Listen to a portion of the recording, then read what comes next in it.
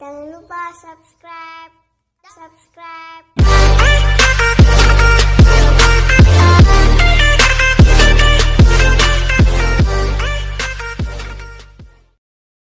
Sidogiri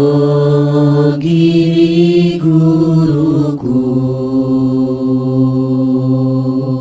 kan selalu ku rindu. Sidogiri guruku kan selalu ku. Biografi Kiai Hasani Nawawi bagian 2. Tanda-tanda di masa kecil. Seorang tokoh besar biasanya memiliki tanda-tanda di masa kecilnya. Demikian pula dengan masa kecil Hasani Nawawi. Tanda-tanda bahwa kelak bakal menjadi seorang ulama besar telah nampak dari masa kecilnya. Menurut salah seorang istrinya, semenjak usia 7 tahun beliau sudah bisa khusyuk dalam sholatnya sebagaimana sholatnya orang dewasa. Kejadian tersebut terus berlanjut hingga beliau dewasa, katanya. Tanda-tanda menonjol lainnya sejak dari kecil hingga beranjak dewasa. Beliau dikenal tidak takut mati. Karena tidak takut mati, beliau berani seorang diri mendatangi markas kompeni Belanda. Ini menunjukkan dasar-dasar keyakinan tauhid bahwa kehidupan dan kematian seseorang itu sepenuhnya berada di tangan Allah. Telah tertanam sejak dini. Ketika sudah meyakini sesuatu, beliau berani mendatangi siapapun tanpa sama sekali ada rasa gentar ataupun takut, papar seorang sahabatnya. Tanda lainnya dapat diingat oleh sebagian orang adalah sejak masa kecil Hasani Nawawi tidak suka dengan senda gurau yang umumnya disukai oleh anak-anak sebayanya. Begitu pula ia tidak suka bermain-main. Waktunya banyak diisi dengan membantu ibunya memasak di dapur seperti marut, kelapa, dan lainnya. Kalau anak seusianya lebih suka mengisi waktu luangnya dengan bermain-main. Lain halnya dengan kebiasaan Hasani Nawawi sejak kecil. Tiada waktu yang lewat tanpa diisi dengan ilmu dan belajar. Setiap detik adalah waktu yang berharga untuk menimba ilmu-ilmu agama. Setiap detik adalah waktu yang berharga untuk mengulang, menghafal, dan memahami pelajaran agama. Seorang penduduk desa Sidogiri yang mengetahui masa kecil Hasani Nawawi mengatakan belum pernah melihatnya bermain-main seperti anak-anak kecil seusianya yang suka bermain layang-layang, bersepeda, ataupun bermain kelereng. Hasani Nawawi jarang keluar dari rumahnya. Saya tak pernah melihatnya bermain-main di jalanan, katanya mengisahkan. Aktivitasnya selain membantu ibunya adalah belajar. Sejak kecil waktunya banyak dihabiskan untuk menekuni pelajaran-pelajaran agama.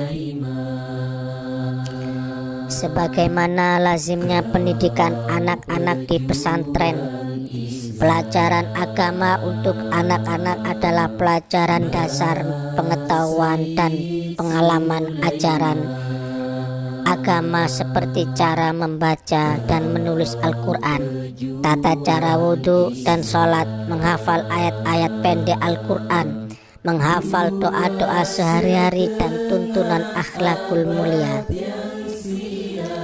Semangat Hasani Nawawi dalam menuntut ilmu semakin besar berkat dorongan ibunya, Nyai Asfiah. Sejak dini berusia menanamkan kecintaan akan ilmu agama kepada putranya itu.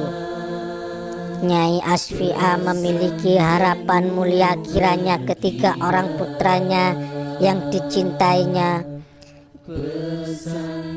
selalu menimba ilmu agama. berbakti kepada orang tua, kasih sayang kepada sesama, memiliki budi pekerti dan akhlak yang luhur dan menjadi panutan bagi orang lain. Hasani Nawawi menghabiskan masa mudanya dengan menimba ilmu, namun beliau tidak belajar di madrasah ataupun mondok di berbagai pesantren sebagaimana lazimnya yang dilakukan oleh putra seorang kiai. Beliau belajar secara sorogan di pondok pesantren Sidogiri. Semasa hidupnya Hasani Nawawi pernah belajar ilmu-ilmu agama dari dua orang guru, yaitu Kiai Syamsuddin atau Gus Ud dan Kiai Abdul Jalil bin Fadil. Kepada Gus Ud ia belajar secara sorogan pelajaran tata bahasa Arab, yaitu kitab Jurmiyah, Imriti dan Mutammimah. Sedangkan kepada Kiai Abdul Jalil bin Fadil, beliau belajar kitab Alfiyah Ibnu Malik di pesantren Sidogiri hingga tamat. Kitab Alfiyah Ibnu Malik merupakan kitab monumental tata bahasa Arab yang berisi untayan 1000 bait puisi yang mencakup pelajaran tata bahasa Arab, nahwu dan sorof secara komprehensif. Ada kisah menarik mengenai pertemuan Hasani Nawawi dengan Kiai Ma'ruf yang bermukim di Kedunglo, Kediri. Kiai Ma'ruf adalah teman akrab Kiai Nawawi bin Nur Hasan, yaitu ayahnya Hasani Nawawi. Suatu ketika Hasani Nawawi berkunjung ke rumah Kiai Ma'ruf. Setelah menceritakan asal-usulnya, beliau ditanya oleh Kiai Ma'ruf, apakah sudah hafal Nazm Alfiyah? Dengan jujur ia menjawab tidak. Lalu Kiai Ma'ruf menawarinya untuk mondok di pesantrennya selama 40 hari. Kalau mau mondok selama 40 hari, Kiai Ma'ruf menjamin akan bisa membaca semua kitab tanpa kesulitan. Namun tawaran tersebut ditolak oleh Hasani Nawawi dengan alasan sulit untuk kerasan. Tak surut sampai di situ, Kiai Ma'ruf kemudian menawari untuk mengamalkan puasa laduni selama 3 hari. Selama puasa hanya diperbolehkan sahur dan berbuka hanya dengan 1 biji kurma. Apabila melaksanakan amalan puasa 3 hari itu, Kiai Ma'ruf menjamin Hasani bisa menjadi seorang yang alim tanpa harus belajar.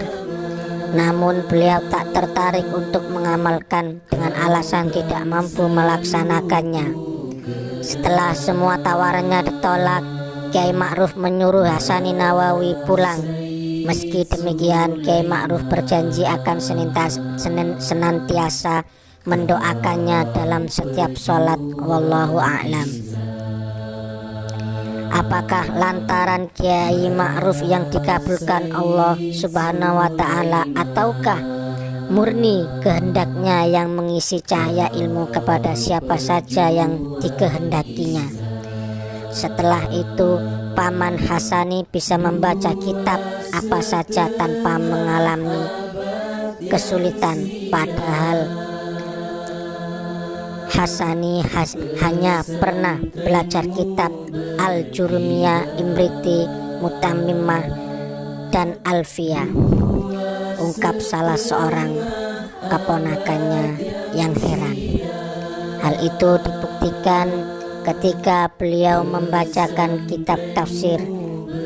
Sungguh luar biasa, meski tidak pernah belajar ilmu balaghah, beliau membaca kitab tafsir dengan menjelaskan secara mendalam dengan balaghahnya. Padahal beliau belum pernah belajar ilmu balaghah secara khusus kepada seorang guru, kata salah seorang keponakannya.